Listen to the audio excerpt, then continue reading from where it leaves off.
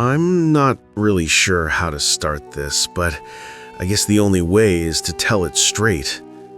Last winter, something happened to me that I still can't explain. And trust me, if you're listening to this at night, you might want to keep a light on. I didn't believe in any of this paranormal stuff until this happened. So I had just moved into this small apartment outside of Columbus, Ohio. Nothing fancy, just a cheap place with creaky floors, old radiators, and the kind of hallway lighting that flickers even when nobody's touching the switch. I liked it though. It felt quiet, safe, a fresh start, or at least that's what I thought. The first night was normal, but the second night, something felt off. You know that feeling when you're alone, but your brain keeps telling you someone else is in the room? That cold, electric pressure behind your neck? I kept hearing these soft taps on my bedroom door. Not knocks, taps. Like something gently tapping with a fingernail. I remember sitting up in bed, staring at the door, waiting for it to happen again, trying to tell myself it was just the heating pipes. But deep down, I knew it wasn't.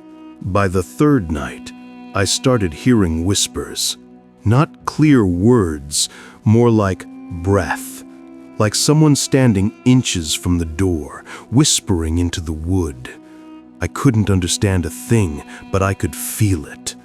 It wasn't human. It wasn't normal. And every time I got close to the door, the whispering stopped. Like whatever it was knew I was listening. I tried to ignore it.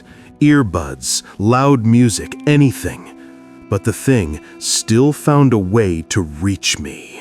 One night, around 3:12 a.m., I woke up to something that made my blood run cold.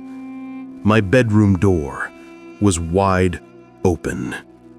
And I swear on everything, I always lock it, every night. I don't sleepwalk, nobody else has a key, but the door was open, and the hallway light, usually dead and flickering, was fully on, bright, silent, like someone had been standing right there watching me sleep. That was the moment I realized this wasn't just some old building making noises. Something was inside my apartment. The next part is the reason I moved out. A week after the first tapping, I set up my phone to record while I slept, just to prove to myself that I wasn't crazy, you know? The next morning, I checked the footage. At around 2:47 a.m., the camera picked up something that still makes my hand shake when I think about it. The audio caught my bedroom door slowly creaking open on its own. No footsteps, no shadows, no movement. Just the door opening, like someone very slowly pushed it with their fingertip. But that wasn't the worst part. At 3:02 a.m., the microphone picked up breathing. Not my breathing. This was deeper, slower, close, right next to the phone. And then, a whisper. A clear one this time. It said my name. Not misheard, not maybe, not possibly. My exact name, spoken by a voice that did not belong to me. A voice that sounded wrong, like someone trying to speak through a throat full of water.